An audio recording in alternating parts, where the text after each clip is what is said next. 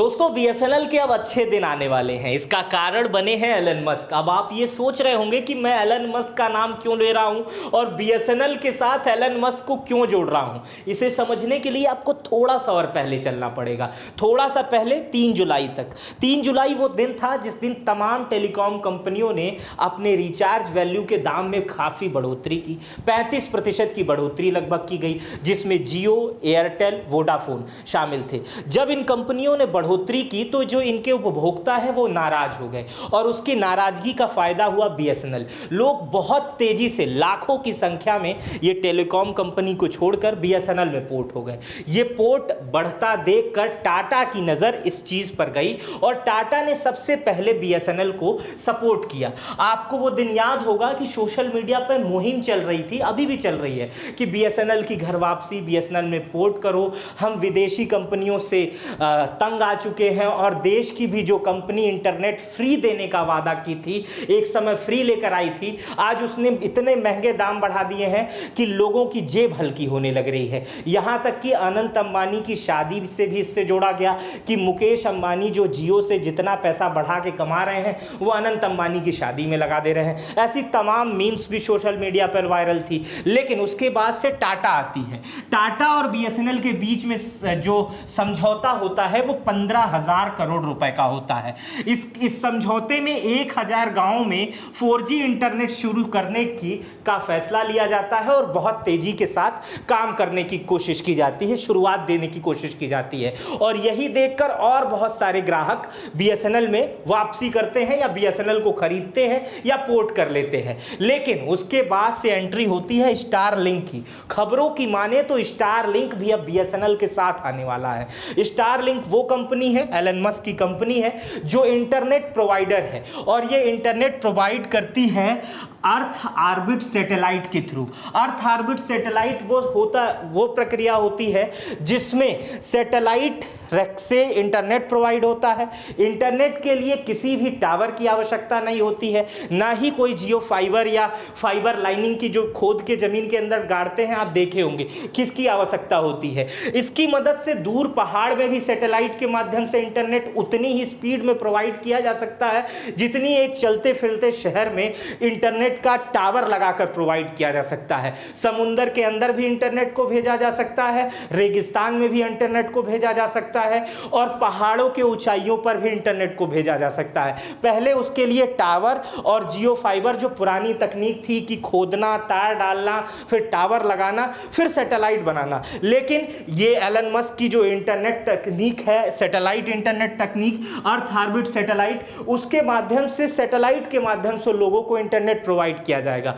अब सैटेलाइट ये Elon Musk की कंपनी 2019 में बनाई गई थी और इसका उद्देश्य था कि पूरे दुनिया में अपनी सैटेलाइट इंटरनेट को आगे बढ़ाना। इसके लिए उन्होंने 2021 में भी भारत से बात किया था, लेकिन उस समय भारत ने परमिशन नहीं दी थी तमाम सुरक्षा कारणों से कि हम इस तकनीक को, सैटेलाइट इंटरनेट है, कहीं ये टेक्नोलॉजी, भारत की तमाम गुप्त चीजें अमेरिका ना उठा ले जाए, एलन मस्क, तमाम चीजें। लेकिन अब खबरों की माने तो भारत में सैटेलाइट इंटरनेट को एलन मस्क की स्टारलिंक कंपनी को परमिशन दे दी गई है। और ये परमिशन में जो सबसे बड़ा हाथ माना जा रहा है वो रतन टाटा का माना जा रहा है। जब रतन टाटा ने बीएसएनएल के साथ 15,000 करोड़ का समझौता किया, उसके बाद से रतन टाटा ने internet provider company Elon Musk की स्टारलिंक को भी भारत आमंत्रित किया और इस जो गठजोड़ में बीएसएनएल को सपोर्ट करने में स्टारलिंक का जो महत्वपूर्ण हाथ माना जा रहा है वो है रतन टाटा का। अगर स्टारलिंक भारत में इंटरनेट सर्विस शुरू करने की अनुमति मिल जाती है तो यह तीसरी कंपनी होगी जो देश में satellite based internet service provide कराएगी। इससे पहले रिलायंस जियो और कम्युनिकेशन सैटेलाइट और एयरटेल को वन वे सैटेलाइट इंटरनेट की सर्विस अप्रूवल मिल चुका है। 2 कंपनियां इससे पहले भी और थीं। सूत्रों की माने तो इस साल सितंबर अक्टूबर तक बीएसएनएल के साथ स्टारलिंक का समझौता हो जाएगा और पूरे भारत को सस्ता इंटरनेट मिलने लगेगा।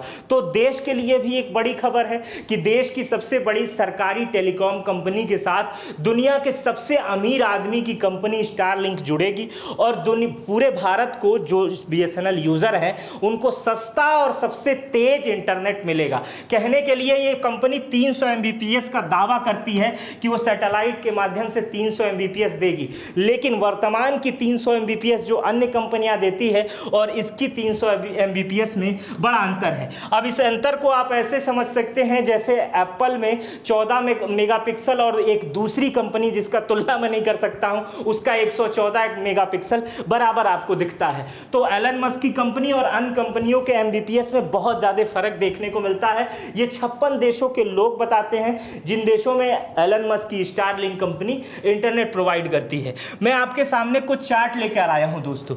ये वो प्लान है जो BSNL आज की डेट में दे रही है और ये कंपैरिजन लेकर आया हूं। ये कंपैरिजन वो कंपैरिजन है जो BSNL से महंगा है। आइए आपको 1 मिनट में समझाता हूं कि आखिर ये कंपैरिजन है क्या। दोस्तों BSNL जो 199 रुपए में रिचार्ज दे रही है वही रिचार्ज जियो 349 रुपए में दे रहा है, वोडाफोन 379 रुपए में दे रहा है, माफ कीजिएगा एयरटेल, और वोडाफोन भी 379 रुपए में दे रहा है। मतलब 379 रुपए में एयरटेल, 379 रुपए में वोडाफोन और जियो जो है वो 349 रुपए में दे रहा है 199 रुपए वाला रिचार्ज जो BSNL दे रहा है। अब सोचिए स्टारलिंक जब इससे कनेक्ट हो जाएगा तो यही इंटरनेट जो इसमें मिलता था आपको 2 GB डेली मिलता था, 30 दिन की वैधता मिलती थी, तो 2 GB डेटा कितना तेज चलेगा और सस्ता कितना है, लगभग 45% सस्ता है।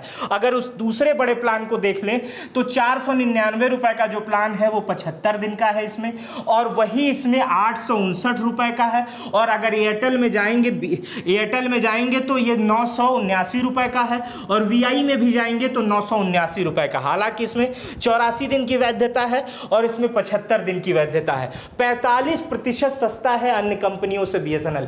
दोस्तों आपको याद होगा कि जब एक कंपनी मार्केट में आई थी जियो 2016 में आती है और उसके बाद से लोगों को ये कहती है कि हम आपको फ्री इंटरनेट देंगे, लाइफ टाइम फ्री, मतलब जब तक आप यूज करेंगे तब तक फ्री देंगे, और मतलब जितना आप यूज करना चाहें। उस समय जब ये कंपनी आती है तो लोग अपना सारा जियो का खरीदना शुरू करते हैं। फिर देश में एक पोर्ट की स्कीम आती है, लोग अपने BSNL तक के नंबर को जियो में पोर्ट करा देते हैं। ऐसी संख्या करोड़ों में थी कि 94 सीरीज वाले नंबर भी BSNL जियो में पोर्ट किए गए। बहुत ज़्यादा लोग जियो में पोर्ट करा, नंबर BSNL का है, पोर्ट जियो में करा दिए।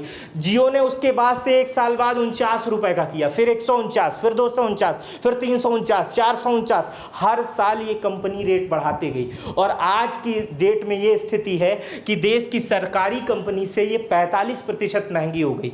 लोग कह रहे थे कि बेटे की शादी मुकेश अंबानी कर रहे हैं कि पूरे भारत से उस शादी का चंदा ले रहे हैं, लेकिन एक तरह से समझने की कोशिश करिए कि एक प्राइवेट कंपनी जो फ्री का वादा करके आती है, पूरे देश को आकर्षित कर लेती है और उसके बाद से खूब पैसा इसी देश से वसूलने लगती है। लेकिन अब प्राइवेट कंपनियों की मनमानी नहीं चलेगी। देश की इतनी बड़ी कंपनी BSNL की रिपोर्ट्स माने तो बहुत ही जल्द टाटा से तो 15,000 करोड़ का समझौता हो ही चुका है, यानी ग्रोथ तय है। लेकिन अब जो है BSNL का स्टारलिंक से भी समझौता होने की खबरें आ रही हैं, क्योंकि बहुत ही जल्द स्टारलिंक की एंट्री जो है वो भारत में होने वाली है। मैं कुछ चीज़ें बता के वीडियो खत्म करता हूं। BSNL कंपैरिजन ये वीडियो है। अब इस वीडियो में अगर आप BSNL यूज़र बनना चाहते हैं तो जो सबसे सस्ता प्लान है BSNL का वो 118 रुपए में है। अन्य कंपनियों में 118 रुपए में कुछ नहीं है। ये उसी तरह की बात हो गई कि अब 1 रुपए में कुछ नहीं मिलता है। यहाँ 118 रुपए है, 20 दिन की वैधता है इसमें, और अनलिमिटेड कॉल्स है और 100 SMS है। समझ रहे हैं, 118 रुपए में कुछ नहीं है, और 10 GB डेटा भी है। माफ कीजिएगा, डेटा में बताना भूल गया, अब डेटा आटा से अच्छा लगने लगा है। 153 रुपए का रिचार्ज है, इसमें 26 दिन की वैधता है और 26 GB का डेटा है, अनलिमिटेड कॉल्स है और 100 SMS है। अब समझिए इतना सस्ता अभी BSNL, अन्य कंपनियों में इस रेट का कुछ है ही नहीं। और बताता हूं, 199 रुपए में जो है, 199 रुपए में आपको 60 GB का डेटा है, अनलिमिटेड वॉइस कॉल है, 100 SMS है और 2 GB पर डे है और 30 दिन की वैधता है। और दोस्तों यही नहीं, आगे और है, 347 रुपए में 54 दिन की वैधता है और 108 GB डेटा है, 100 SMS है, अनलिमिटेड वॉइस कॉल है, 2 GB पर डे। अब ये मैं सबसे सस्ते बताए, इसके आगे भी बड़े प्लान है। लेकिन वर्तमान समय में लोग ये समझ चुके हैं कि जो बड़ी कंपनियां थी, प्राइवेट कंपनियां थी, उन कंपनियों ने देश की कंपनी होने का एक बड़ा फ़ायदा उठाया कि देश की लोगों को समझा कि देश के लोग फ्री पे बड़ा तेज आकर्षित हो जाते हैं। अगर इन्हें कुछ भी फ्री में दिया जाए तो ले लेते हैं और उसी फ्री के आदी हो जाते हैं और बाद में उस आदी होने का फ़ायदा ये कंपनियां बहुत आसानी से उठाती हैं। जियो इसका सबसे बड़ा उदाहरण है। लेकिन अब वो मनमानी नहीं चलेगी। बीएसएनएल बहुत ज़्यादा टावर लगवा रहा है टाटा के साथ समझौता करके, और कई रिपोर्ट्स की माने तो बहुत जल्द 1 से 2 महीने के अंदर स्टारलिंक से भी बीएसएनएल कनेक्ट हो जाएगा।